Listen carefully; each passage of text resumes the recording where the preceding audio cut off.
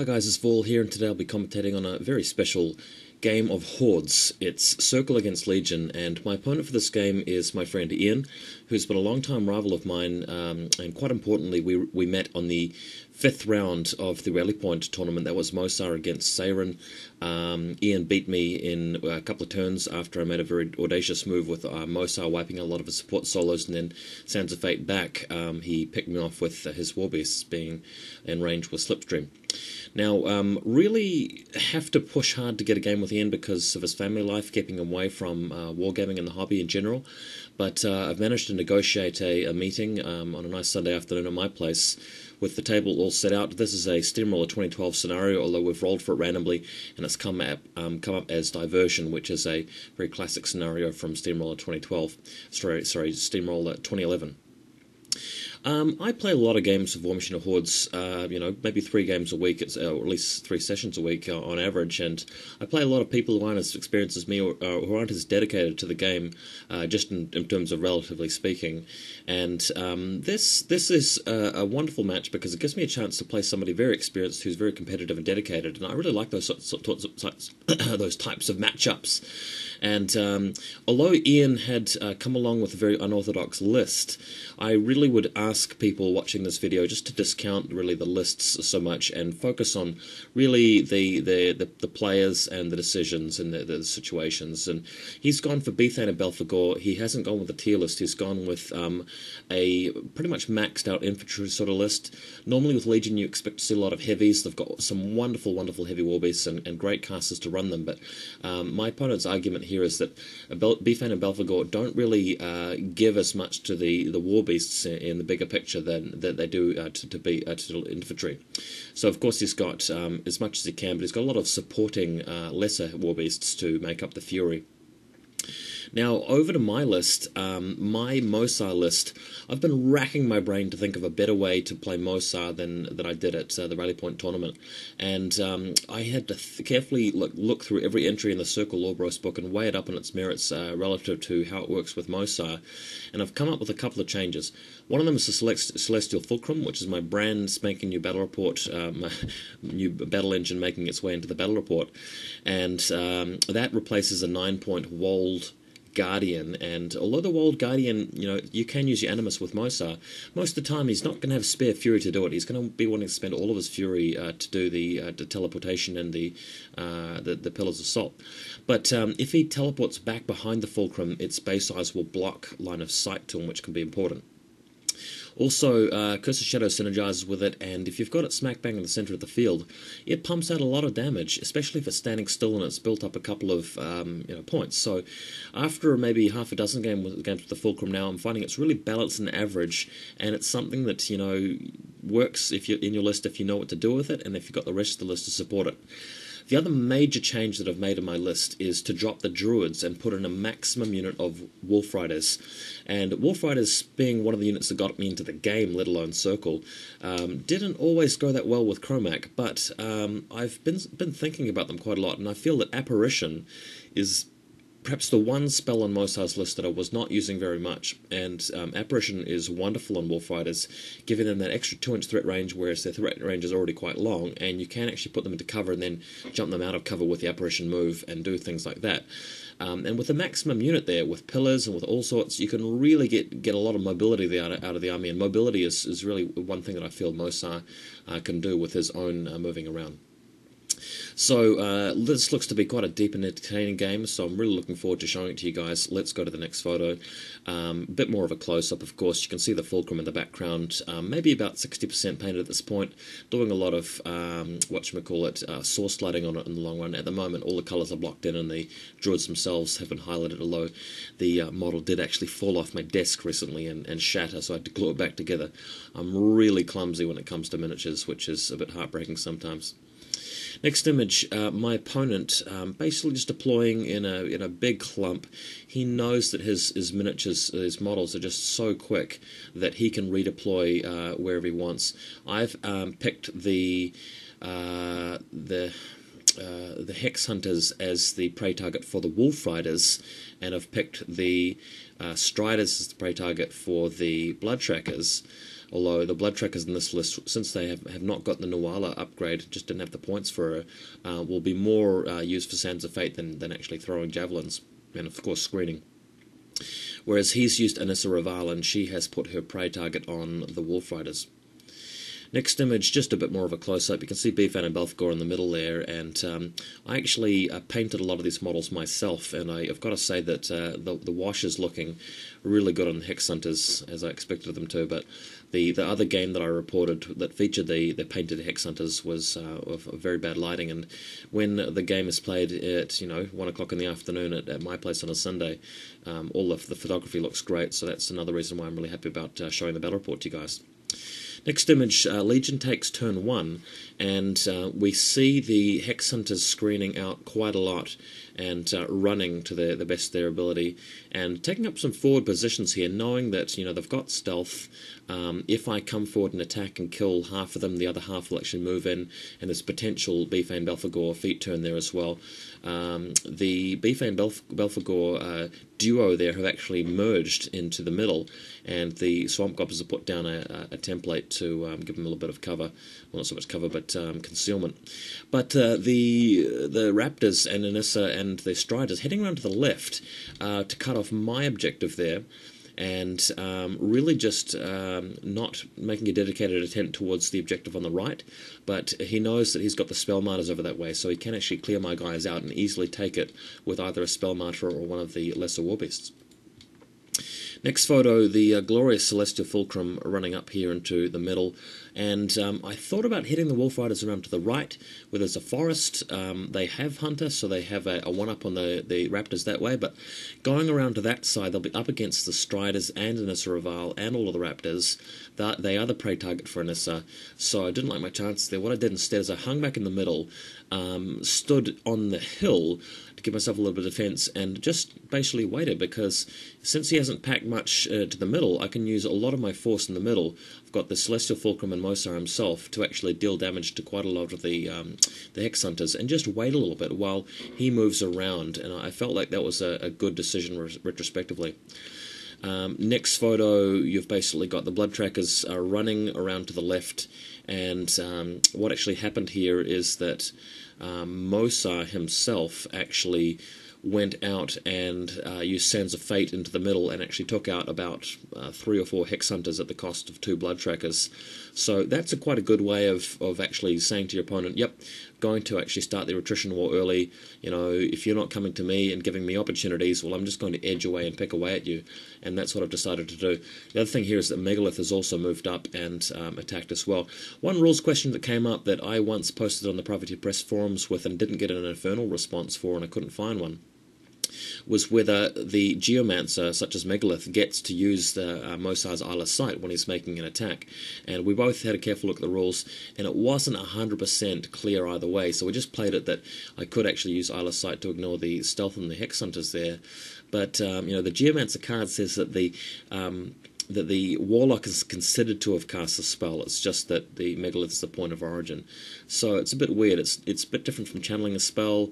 There's some ins and outs to it, but I won't discuss it too much here. At any rate, it didn't affect the game very much. So even if we were wrong about that, don't go on a sort of 10-post spree and argument on my YouTube page, please. Please.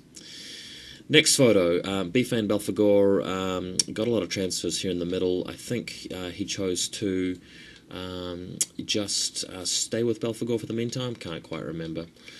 Anyway, going to the next picture, Anyssa Ryvaal moves around to the forest, cracks off a shot at the shifting stone, but then we realise it's stealthed. Well, actually, no, we realised that a couple of activations later. In fact, if we go to the next photo, he moves his Hex Hunters around here and has another crack at it. But that's when I realised that the stone was stealthed, so didn't get the opportunity to do that, to take it out in the end. So luckily, preserving my stone means the Stalker hiding by the house here is going to be able to teleport out and do some damage. Next image, continuing to move around, he's got the Striders moving around in this little bunch as well, and I can't get at them too directly because of that house, but I can teleport over and hopefully kill a few dudes with the Stalker, maybe using Berserk. But he's got his Ashen Veil spell, his concealment thing on the Hex Hunters, where I'm -2 to hit, I believe. So if I get near to them, it could be a little bit harder. Next image, yep, just continuing to move around my opponent, just swing in the middle of his turn.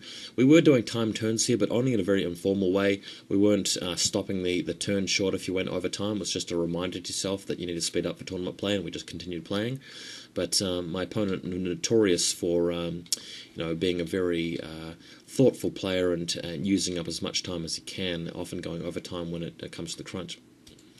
Next image, what we've got here is the Swamp Guys moving up and putting down another cloud, the Stinger digging into the bottom left, and the Beast just consolidating around Belphegor, rather, without too much happening in this picture. So I'm going to go to the next one. This is my turn 2, and a number of significant things happened here. I actually sent the Fulcrum in to do a little bit of damage, and Megalith had also moved up to pull off another crevasse. But if you go to the next photo in particular, Mohsar has actually come to the play here, and actually Sands of Fate out into the middle of the field, tried to get off a I think it was a crevasse and a spray, but I rolled double ones for the crevasse, so actually only managed to net 1 or 2 kills here at the cost of 2 Bloodtrackers used up. So it wasn't the best attrition move from Mohsar, but that's a double 1, so not much you can do about that at the end of the day. And of course out of range of most of the infantry at the back, so my opponent cagily keeping everything back. Next image, this is my major mistake, my major blunder of the game, in my opinion. Teleported the Stalker out to kill these 4 infantry dudes, and my hope was that he'd be within 2 inches of Anyssa to actually kill her as well, which would have made the trade a little bit fairer, but I drastically miscalculated that, and he's more like 4 inches away from Anyssa. I don't know how I really got that. The Stalker has Primal on it, and I've warped for Berserk, but what I realised here is that I've got to actually cast Lightning Strike before I kill a model for it to trigger. So if I kill the 2 Hex Hunters and then kill the Striders immediately, using the Berserk hits, I won't be able to Lightning Strike and then go back around the forest to protect me from all of his Raptors.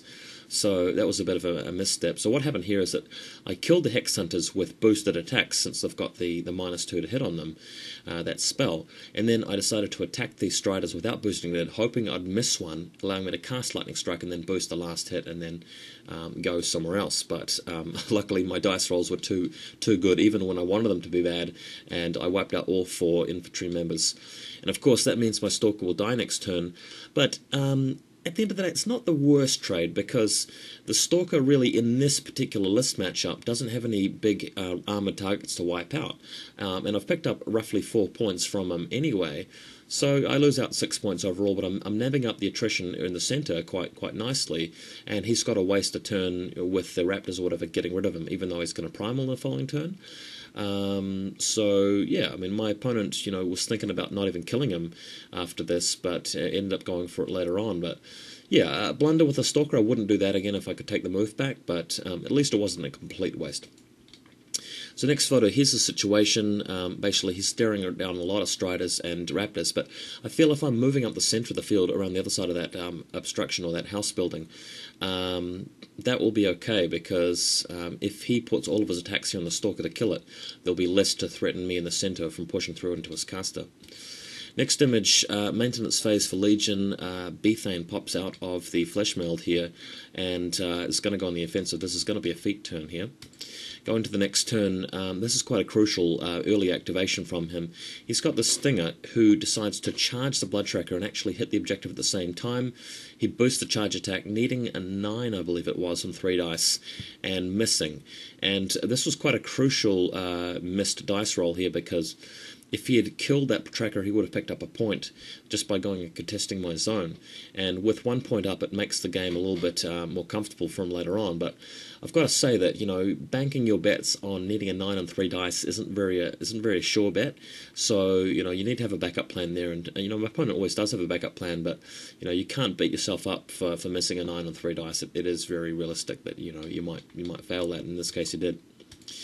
Next photo, the plan here from Belphegor is to use the Spell Martyr to Gallows Megalith and then hit him with another Gallows, and this is both from Bethayne in her feat turn, to drag Megalith right up close and then charge him with a whole bunch of stuff and shoot him. Now, the first gallows struck him and pulled him, I think, 4 inches forward, and the second gallows struck him and hit him and moved them 1 inch forward. So, next photo shows us the final location of Megalith. He will be in charge range from Belphegor, and maybe from a couple of Hex Hunters, possibly something else as well, but not really as much as my opponent was hoping. 5 altogether on 2 dice, essentially. Came up as a 5. Not, ridiculously low, but still lower than you'd expect. So next photo, here's the first attempt. The Hex Hunters, one of them is moving over to contest the zone, just in case for later on, just to annoy me.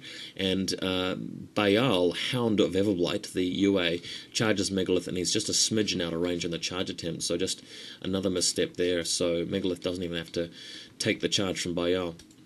Next photo, the Striders move in, and seeing as my opponent realised that seeing as the charge was out, the Striders find it even easier to hit Megalith. Not that it wasn't very obviously easy in the first place, but they do a CRA on Megalith, but they don't do much damage because the Stalker's already killed 2, and Mohsar's actually killed 1 on one of his strafing runs. So with a 5-man CRA, no damage to Megalith. Next photo, at this point, the Blackfrost Shard move up, and this is feat turn, remember, do a Kiss of Lilith on the Stalker, rolling a 2/2 for the boosted Kiss, and missing him, because its magic ability 7 plus 6 is 13, that's a miss, so just epic bad luck from my opponent, with all of these, small failures adding up to be quite a proportionate loss here, and of course the two ice shots not doing too well. In fact, he did get a crit freeze with one of them, but just not doing enough damage. But next photo, the Raptors move in. So 2 Raptors moving in on the Stalker, and the other 2 running to the center, and the 5th one charging Megalith, doing a little bit of damage. But the two Raptors against the Warpwolf actually doing some really great dice rolls for a change, just but relieved for the sake of my opponent that he's not completely embarrassing himself with dice there and shredding the Stalker. But Megalith is fine, and that's going to be the real problem for him later on. So next photo, he does send Belphegor in at the end, and this is only power 13 Belphegor. Charges, smashes him, and buys another attack to smash him again, but Megalith is still, with more than half his boxes at this point, so, and he's going to be able to repair any sort of broken columns, broken aspects, that is, so very strong position in the center. Next photo, I had a responding turn at this stage with the Fulcrum, and this is probably my best Celestial Fulcrum turn of all time, so I'm going to take a photo here, and obviously it's a good photo, you can actually see some of the source lighting quite nicely. He had built up 2, so I had built up 2 Fury tokens on the Fulcrum at this point. Did a spray onto onto Bayal, Hound of Everblight, the UA, as well as the Raptor, boosting on both of them and killing them both. This is with forfeit for movement bonus. There was a shredder just right next to the building, which I could actually see just around the corner. So I blasted a fire blast at him, which missed, but it clipped some other guys behind them, killing another Strider and actually seriously wounding another light warbeast. And the electro shot, I fired it off at something else, I think one of the other Raptors in the middle, hurting it, and then doing an electro leap on a Strider right next to it. So netting a whole bundle of kills there with the Fulcrum. Really cool stuff when it goes right. That big gun platform standing in the middle of the battlefield, if you're just standing still and everybody's in range, it's just great for freeing up everything else for their activations. Next photo, what I've done here is, of course, cleared out the remnants of the Hex Hunters, which shifted the prey target to the Raptors, and that's when the Wolfriders really come into their own, declaring an assault, which, fails the charge element of the assault, but you can still throw your javelins before they make it, and that's 4 javelins into 2 Raptors, killing them both, and really leaving me in a dominant situation on the right-hand side. Anyssa can kill 2 Wolfriders at best, and then basically they just, prey her and kill her, so really loving this, and of course I'll be able to take that flag in a couple of turns' time. Next photo, just to clear things up, Megalith in the centre has destroyed Belphegor. The Gorax has moved out to help out with the Hex Hunters. I've got very, very few Bloodtrackers left. They did try actually throwing some javelins at the very wounded Stinger next to the flag and didn't kill it. Mohsar teleported over and tried to spray it but missed. So with my last couple of Fury points, well, actually had 5 left. I put 1 pillar in front of him, camped 3 Fury points, and my opponent conceded the game. So really, stoked to have won that one. Challenging opponent, not his best list, and he did remark to me that he's not that good with infantry. He does play a lot of beasts, and this is a bit more of a new thing for him. But I think we both enjoyed the game. We both played a very intelligent and cagey game. I had slightly better share of the dice rolls. I made, maybe one big blunder with the Stalker, but other than that, I felt like I actually played this new Mohsar list very, very well. And, I'm feeling confident with it in the future. Used his feet turn in turn 2 just to prevent some Spell Martyrs from arcing some eruptions of spines on me. Didn't actually cast a single eruption of spines the whole game, which I was grateful for. Actually managed to preserve that, so that's good. But, yeah, thanks, guys, for watching. Hope you enjoyed this. I'll actually be showing you a rematch game between himself and myself in the coming, next couple of days. I'll upload it, but that'll be Megalith against Legion, so look forward to that one too.